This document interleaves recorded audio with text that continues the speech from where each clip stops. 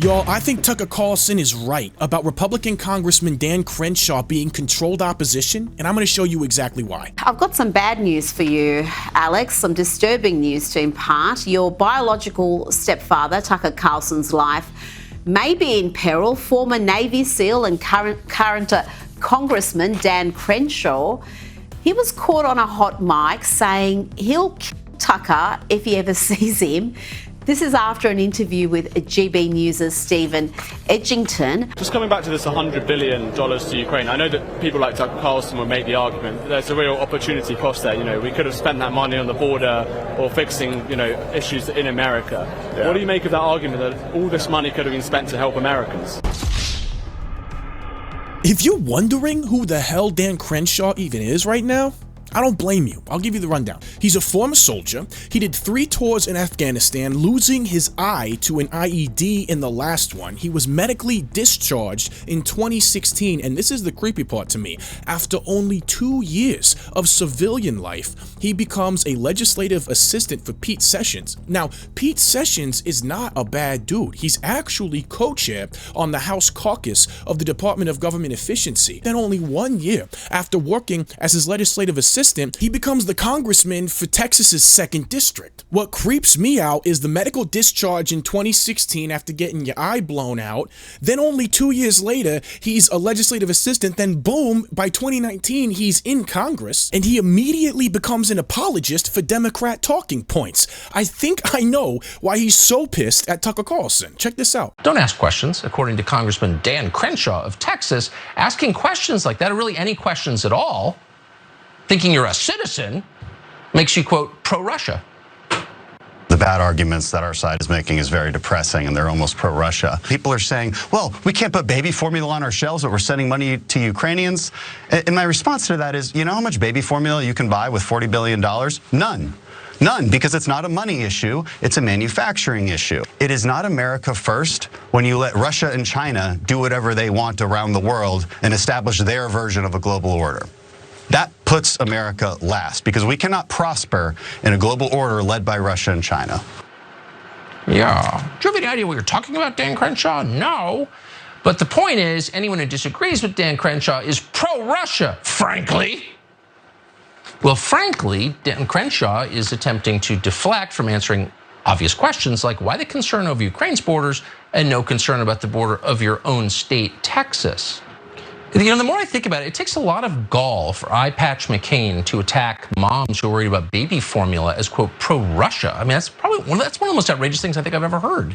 That started one hell of a weird political feud. Dan Crenshaw fired back, calling Tucker Carlson a cowardly elitist, and then Tucker Carlson starts calling him a RINO on one of his episodes, saying that he should be bagging groceries instead of in politics, and then Dan Crenshaw fires back with the most Democrat talking point, saying, why aren't you bagging groceries in Moscow? What the f? Tucker Carlson goes after him for suggesting our intelligence agencies don't engage in domestic manipulation operations. Access to everything TikTok has, which means data on all Americans, and with data and with access to your app that you're addicted to, you can vastly manipulate an entire population, which the Chinese have done already. Are you worried?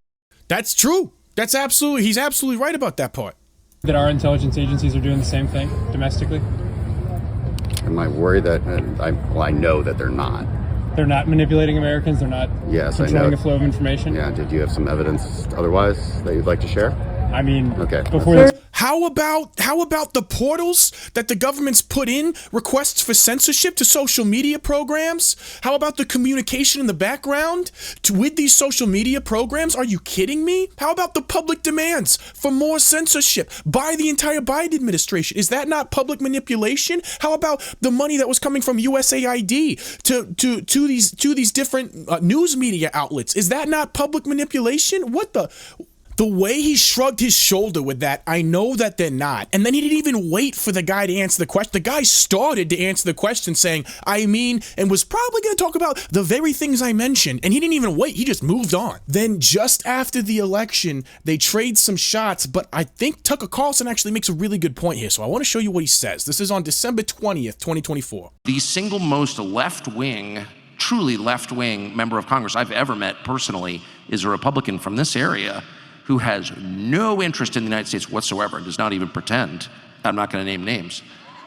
Oh, I think that's right. Yeah, it's Dan Crenshaw, the most liberal, most left-wing person I've ever met in the Congress. I'm just being serious.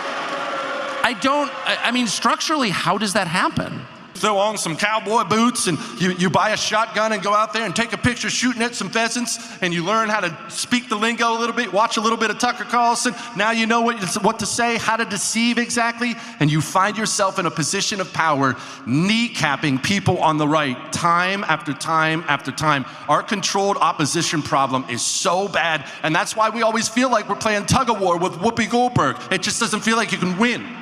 Wyoming is the most Republican state in the United States. They elected Liz Cheney, who just endorsed Kamala Harris. Not to mention Dan Crenshaw has had issues with Jesse Waters from Fox News, the host, Marjorie Taylor Greene, because he was defending lockdowns and during the coof. Months go by, everything's normal until Crenshaw says this.